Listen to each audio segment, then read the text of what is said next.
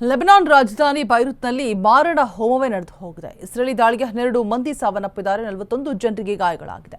ಅಪಾರ್ಟ್ಮೆಂಟ್ಗಳ ಮೇಲೆ ಇಸ್ರೇಲ್ನಿಂದ air strike ನಡೆಸಲಾಗಿದೆ.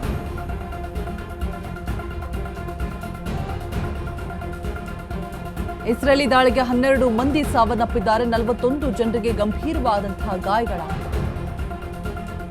ಅಪಾರ್ಟ್ಮೆಂಟ್ಗಳ ಮೇಲೆ ಇಸ್ರೇಲ್ನಿಂದ ಏರ್ ಸ್ಟ್ರೈಕ್ ಮಾಡಿರುವಂಥದ್ದು. ನಾಗರಿಕರನ್ನ ಗುರಿಯಾಗಿಸಿ ದಾಳಿಯನ್ನು ನಡೆಸ್ತಾ ಇದೆ ಇಸ್ರೇಲ್.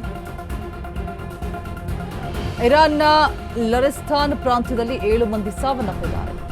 ಜನನಿಬಿಡ ಪ್ರದೇಶಗಳ ಮೇಲೆ ಡ್ರೋನ್ಗಳ ಸುರಿಮಳೆಗೈದಿದ್ದಾರೆ. ಕ್ಷಿಪಣಿ ದಾಳಿಯಲ್ಲಿ 56ಕ್ಕೂ ಹೆಚ್ಚು ಜನರಿಗೆ ಗಾಯಗಳಾಗಿದೆ. ಟೆಹರಾನ್ ಸೇರಿದಂತೆ ಪ್ರಮುಖ ನಗರಗಳ ಮೇಲೆ ದಾಳಿ ಮಾಡಿದ್ದಾರೆ.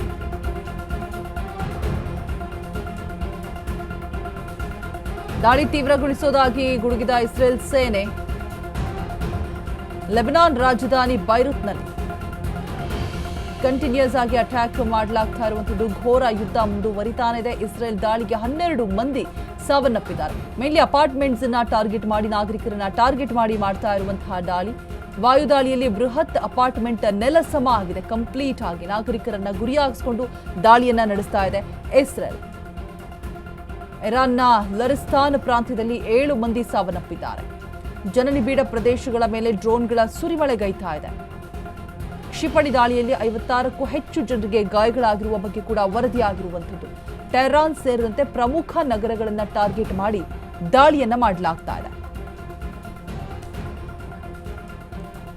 ಬೈರುತ್ನ ಚುನಾಕ್ ಒಂದಷ್ಟು ಪ್ಲೇಸಸ್ ಅನ್ನ ಟಾರ್ಗೆಟ್ ಮಾಡಿ, ಅಪಾರ್ಟ್ಮೆಂಟ್ಸ್ ಅನ್ನ, ನಾಗರಿಕರನ್ನ ಟಾರ್ಗೆಟ್ ಮಾಡಿ ಮಾಡ್ತಾ ಇರುವಂತಹ ದಾಳಿ. ಲೆಬನಾನ್ ರಾಜಧಾನಿ ಬೈರುತ್ನಲ್ಲಿ 12 ಮಂದಿ ಸಾವನ್ನಪ್ಪಿದ್ದಾರೆ. ಇಸ್ರೇಲಿ ದಾಳಿಗೆ 41 ಜನರಿಗೆ ಗಂಭೀರವಾದಂತಹ ಗಾಯಗಳಾಗಿ ಸಾವು ನೋವಿನ ಮಧ್ಯೆ ಹೋರಾಟವನ್ನ ನಡೆಸ್ತಾ ಇದ್ದಾರೆ.